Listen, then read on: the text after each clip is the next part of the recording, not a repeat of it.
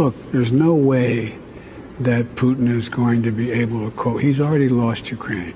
The idea that he's ever going to be able to well, here's what he thought. He thought that if he invaded Ukraine, first of all, he'd get a welcome by every Russian speaker. They'd say, come on in.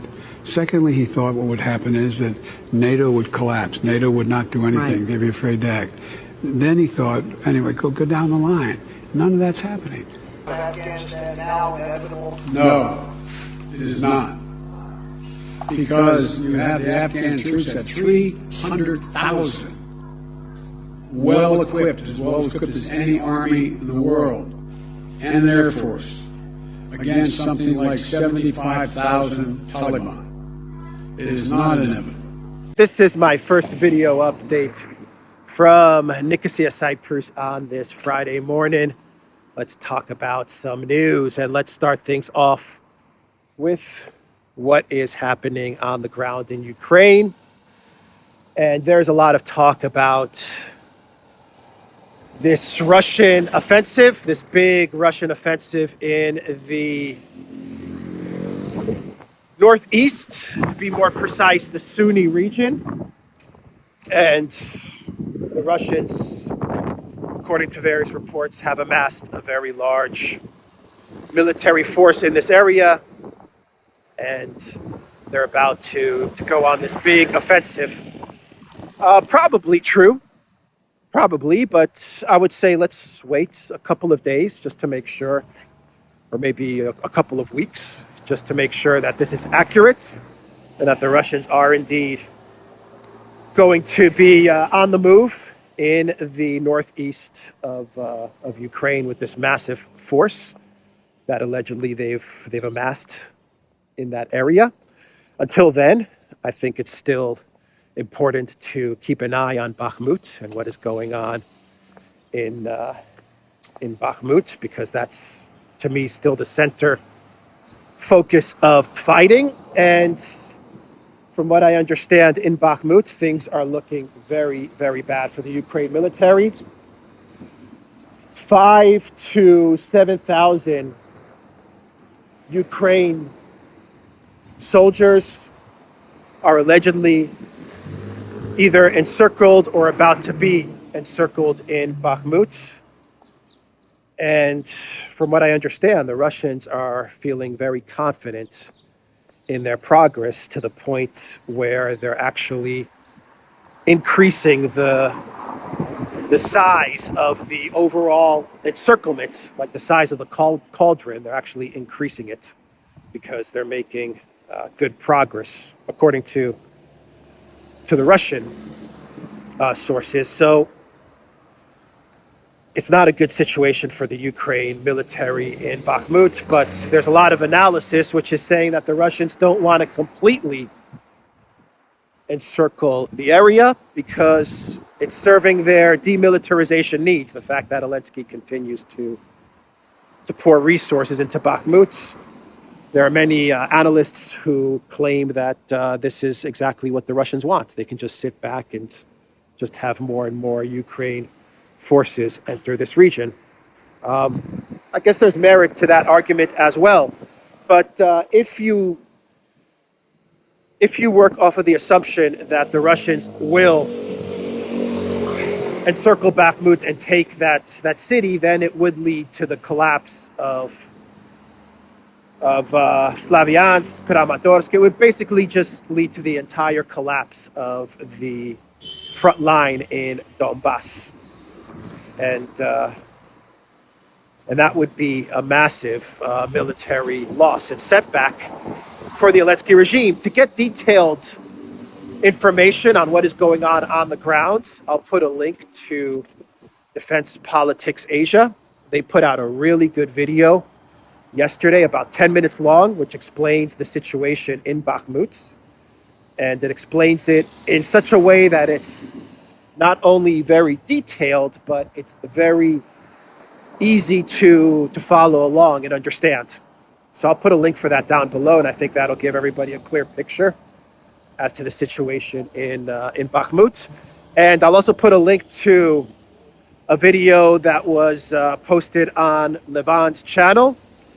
And he is he is not only giving a picture, a military picture as to what is happening in the Bakhmut area, but in his video yesterday, he broadens it out to cover the various other areas of combat. So I'll put those links down below, and you can check it out and get a much clearer understanding as to the military situation in Ukraine. But I wanted to talk about the military situation in Ukraine because it leads into my next story, and that has to do with Elensky touring Europe. And I just find it odd that the leader of Ukraine is traveling to London, he's traveling to Paris, now he's in Brussels, and he's traveling all around Europe while his military collapses. And I don't think that's normal behavior. You could make the argument that Elensky has to go and travel to Europe because he's going to be the guy that's going to convince the Europeans to give over their weapons and to raise money as well. So you can make that argument. But does Elensky really need to travel to Paris to convince Macron or Schultz or Mark Rutte or any one of these guys to give over their weapons or to give him a couple of $1 billion? He didn't have to do it in the past. Why does he have to do it now? I don't know. I mean, maybe the Europeans are starting to get a sense as to what is going on the ground, and they're starting to get cold feet and saying, well, I don't really want to give Elensky more money and more weapons because they're losing.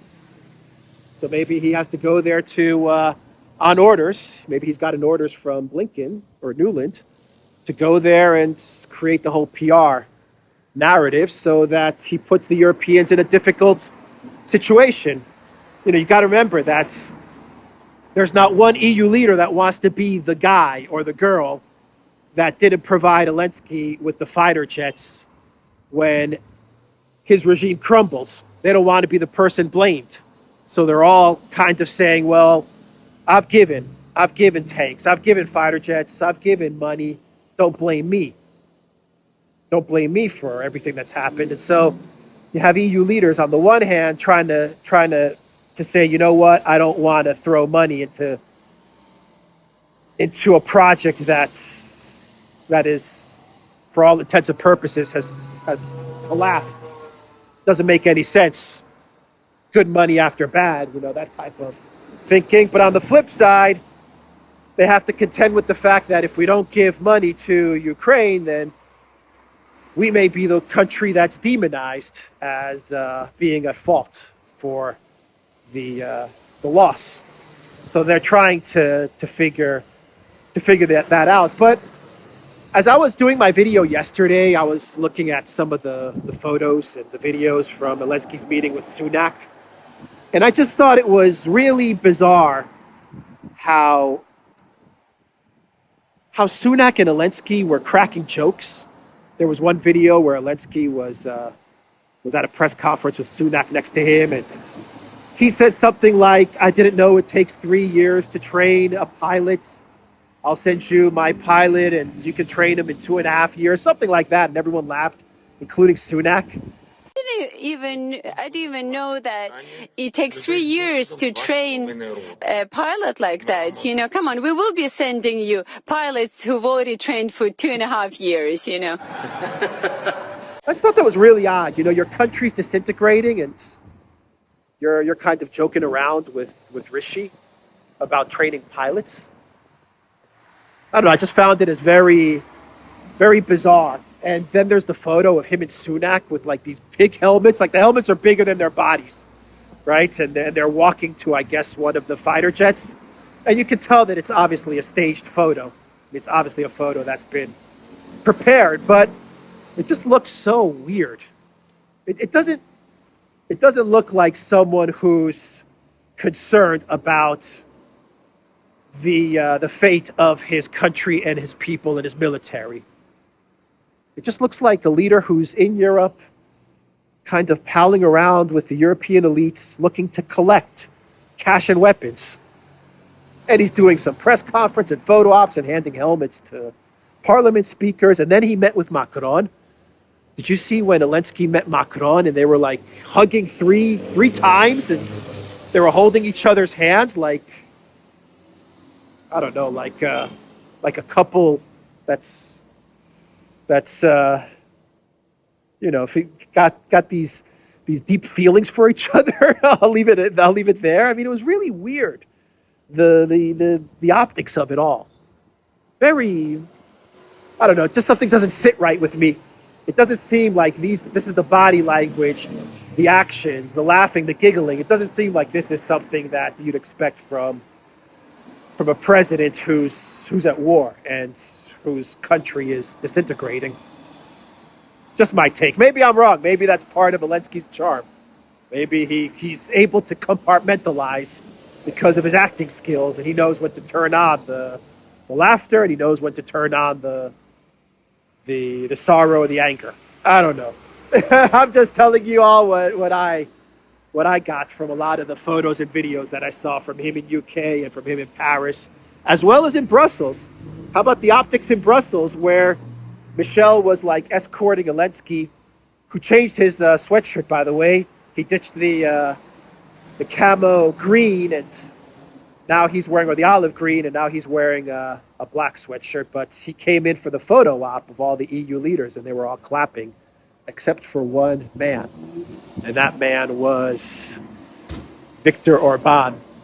Viktor Orban does not like Elensky. He was not clapping. He was not happy that Elensky was there. He knows the score. He knows what's going on, and he doesn't want any part of it. You could tell.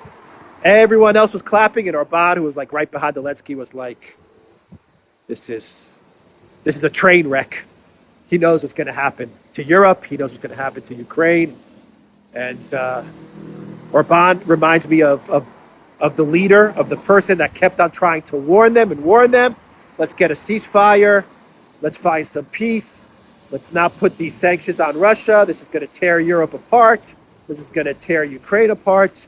He was the guy that kept on warning, and everyone just told him to shut up. And now he's kind of like, I'm telling you guys, things are bad. Why did you bring this guy here? Why did you bring him to Europe?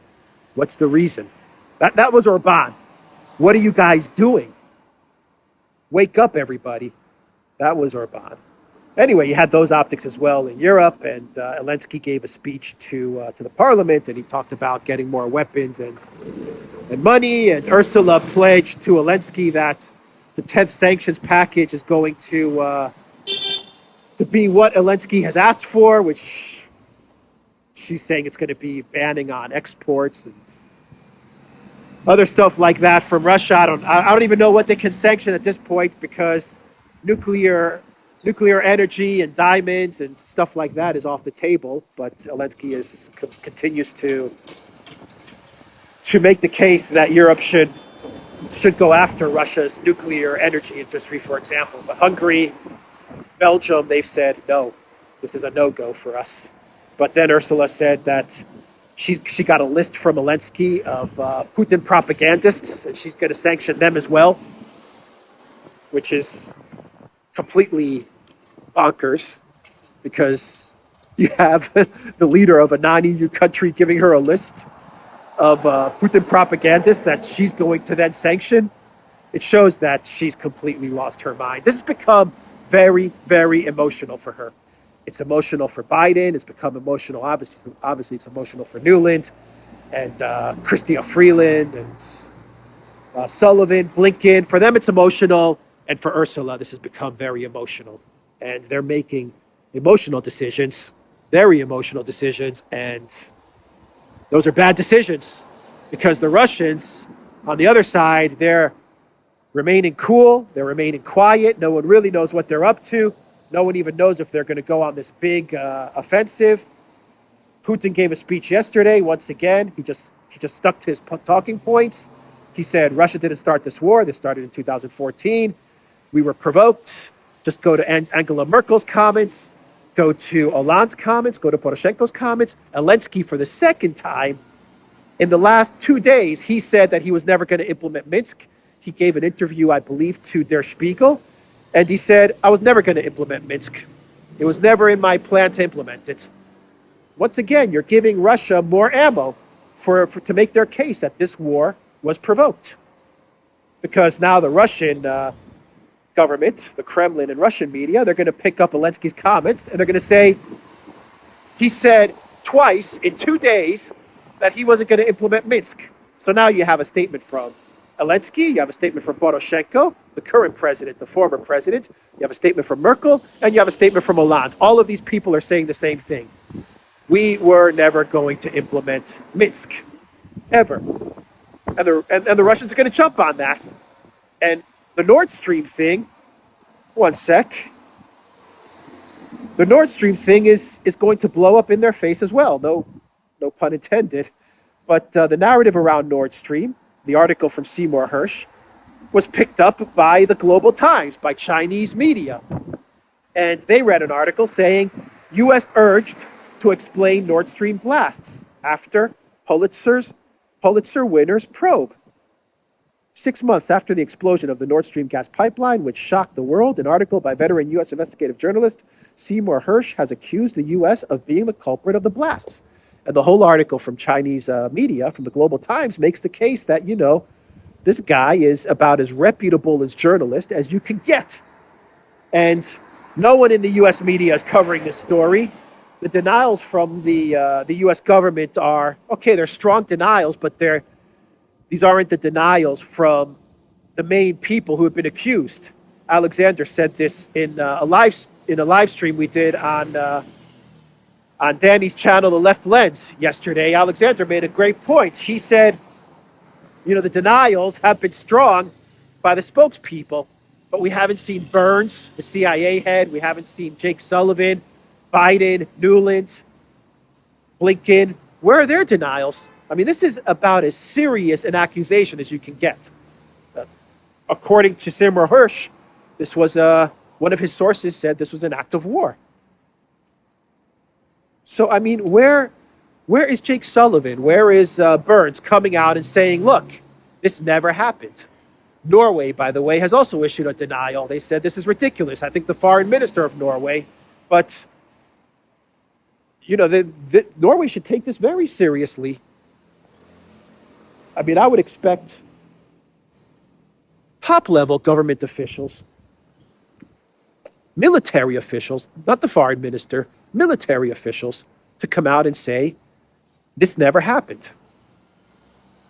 And the same goes for the U.S. Burns should be giving a press conference saying this is all false. And he should lay out the case why this is false. He should argue Hersh's article. But you're not seeing that. You're just seeing this is utterly false, this is fake from just the standard spokespeople. And then you had the foreign minister in Norway say this is rubbish, he pretty much said. But I don't want to hear from the foreign minister. I want to hear from the military. I want to hear from the people that Hersh is claiming were involved in plotting this scheme. They should come out and say this is nonsense. You're not getting that. Anyway, China's jumping on this. Every country outside of the collective West is jumping on this revelation. And Russia's going to use this. Absolutely. The Kremlin is going to use this to say, there you go. Once again, we were provoked. They were thinking of blowing up Nord Stream even before the special military operation. That's what Russia's going to say. Actually, Maria Zakharova actually put a post on Telegram kind of saying as much.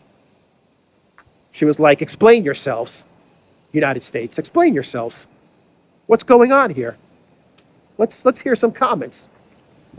So, Elensky, he's running around saying, I'm not... okay. Elensky's running around. He's saying, I was never going to implement Minsk, Hollande, Poroshenko, Merkel, and Putin is making statements saying, there you go. Do you need any more proof? So, another sign that things are crumbling for the collective West is that they're getting very nervous about collecting the assets, the money that they stole from Russia, the frozen assets. Freeze, not seize. Remember when Ursula said that? Freeze, not seize. And they're trying to speed up the unfreezing and the seizing part of their plan. The U.S. has started doing it with Merrick Garland and the Department of Justice taking the $5 million from the Russian oligarch, and you have Finland. They're starting to seize the money, unfreeze it and seize it. You have Estonia. They're unfreezing and seizing. And there are reports that Germany is also trying to find a way to unfreeze and seize those funds. They're trying to figure out the legal loopholes to steal the money. Bloomberg, they ran an article. Let me pull it up. I think I have it bookmarked here. Yes, I do. They ran an article the other day saying the EU urged to make banks report size of frozen Russian assets. The EU is now going to all of EU member state banks, and they're trying to find out how much money do you guys have that's from Russia? They're trying to get like an accurate number. They're trying to figure out how much money can they take. They're getting nervous. That's why they're pushing for the seizure of these assets and to unlock these assets, unlock this money, because the end is coming, in my opinion. I'm not saying it's going to happen tomorrow or in a month or in 3 months, but you're going to have to start going through all of the legalities and the processes to get this money unlocked and into your pocket in, say, the next 6 to 9 months. And so they're really speeding things up to get this money. So I thought that was very interesting. You have a couple of more stories, one connected to Starlink, which is that Starlink is, it seems like Starlink is cutting off the Ukraine military, and you have Elensky and various other Ukraine officials sending out tweets pissed off at Elon Musk, very angry with Elon because he's stopping Starlink. And a lot of talk is that Elon Musk is stopping Starlink from operating in Ukraine because Starlink was never meant to be used by the military. It was never meant to be a weapon of war, which is BS. I'm just calling it. It was absolutely meant to be a weapon of war, and absolutely it was meant to be used by the military and to have contracts with the military so that they can leverage Starlink for their own purposes. Of course it was. It was money. These contracts are money. You're going to sign contracts with the Pentagon because it's big money there for your business. So it was absolutely meant to be used as a weapon of war. But the reason that they're pulling back on Starlink is because the Russians have figured out a way to locate Starlink, and if they want, they can blow it up, the terminals. And Andrei Martyanov had a blog post explaining this. I'll put a link to his blog post, and he nails it. He absolutely nails it. Forget about the whole, I didn't want this to be a weapon of war, and so I'm pulling it out of Ukraine now and I'm stopping it. That's ridiculous. That is ridiculous. It's because the Russians have figured out a way to counter it. That's pretty much what Andrei figures out. He just puts it together. He says the Russians have these systems. They know exactly where the terminals are now, and if they want to blow them up, obviously they're not going to blow up these little Starlink terminals with expensive missiles, with Iskanders. I mean, that doesn't make sense. But if they want to take these terminals out, they now know exactly where they are, and they can take them out if they want, as well as the Ukraine soldiers that are in the area. That's also another point. Not only can they locate the terminals, but they can locate the Ukraine soldiers in and around those terminals. So the whole Starlink thing has been figured out by the Russians, which they were going to figure it out sooner or later. They figured out the HIMARS. The tanks, remember all the talk about the tanks? No one's talking about the tanks anymore. Everyone's talking about fighter jets, which no one has. Poland says they're not going to give their fighter jets until other countries give their fighter jets. Belgium says they don't have any fighter jets to give. Anyway, the Russians can counter anything that they throw at them. That's the point. And even Peskov said it the other day. If the collective West gives fighter jets to Russia, it is not going to change the outcome of the conflict. All it's going to do is to prolong the suffering. And not only of Ukraine, but in this instance, it's going to prolong the suffering of collective West nations and collective West pilots and the families of those pilots. Because there's the belief that it's going to be NATO personnel that are going to be flying those planes. So that's the Starlink story. Given the fact that that we now have a new precedent set with destroying infrastructure from the Nord Stream revelations, that it's okay now to destroy critical infrastructure. What does that mean for the Starlink satellites? Just saying. I mean, now that we have this new reality that it's okay to blow up communication infrastructure, energy infrastructure, whatever, what does it mean for communication satellites? What does it mean for Starlink? That's Joe Biden. That was Joe Biden that made that decision. So that's the one story. And before I get to my clown world, I have another story here that I bookmarked, which I haven't really read into this article too much, but I just thought I would throw it out there.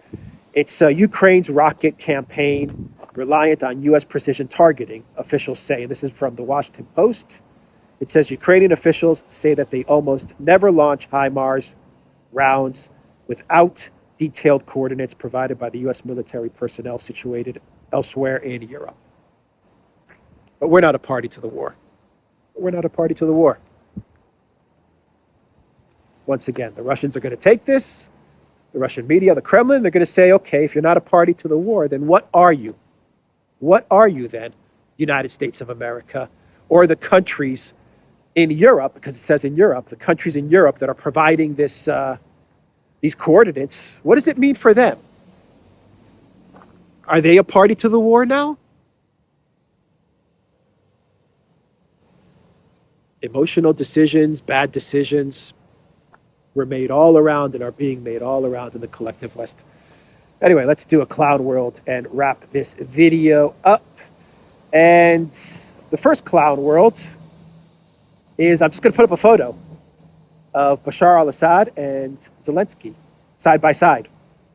Bashar al-Assad, shaved, fresh, neat, confident, at war for 12 years. Elensky, bristles, puffiness, dresses like a bum, the look of a beaten dog, at war for less than a year. I never thought about that. Assad, throughout the entire war in Syria, he kept his look. He was always with a suit and tie. He was always clean shaven. He always kept his composure. He was always calm when he gave interviews. I mean, I think he's London educated, and his wife is also London educated. He's an eye doctor by education. But 12 years of a war that was waged against you by the collective West, Obama, the U.S., ISIS, all of these forces waged against you to overthrow you for 12 years, and he never looked unkept. Elensky at 1 year is just a mess, falling apart. I thought that was really interesting. And by the way, the video that I made a couple of days ago where I kind of sounded off about how the U.S. should remove sanctions against Syria because of the earthquake, we're now getting a lot more people on Twitter and on YouTube talking about this. And that's a good thing, because people need to sound off to talk about how the U.S. should drop the sanctions against Syria, even for a 3 to 6 month period. Even the Greek Prime Minister, Mitsotakis, came out and admitted that Greece can't help Syria because of the sanctions. Even though they're suffering from the earthquake. Even the Greek prime minister said, we can't do anything because of the sanctions. Man, oh man, that's just infuriating. No country in the collective West has helped Syria from the earthquake. Not one, because of the sanctions. And you're telling me that sanctions aren't evil? That sanctions aren't meant to make the people suffer? That's exactly what sanctions are there for. They're not there to make the politicians or the elite suffer. They're there to make the people suffer. I thought I would throw that out there. A final clown world, and that'll be the end, is from Estonia. The Estonian Prime Minister, Kaja Kallas, suggested buying weapons for Ukraine according to the jab scheme, the same one in which Ursula got in a bit of deep trouble for. Let's just leave it like that. And of which she hasn't really given us any information or any of the contracts that she had going on there. She hasn't disclosed anything. This has kind of been memory hold, Ursula, and what was going on there during the disease. Let's just leave it at that. A couple of a year and a half ago. But now you have the Estonian Prime Minister saying, you know what we should do? We should buy weapons along the same lines, like the scheme that was used then. Let's use that again, because of course it worked out then. Why not use it again, but this time for weapons? Anyway, that's the video, guys. TheDuran.locals.com. We are on Rumble as well, and go to the Duran shop, 10% off. Use the code GOODDAY. Take care.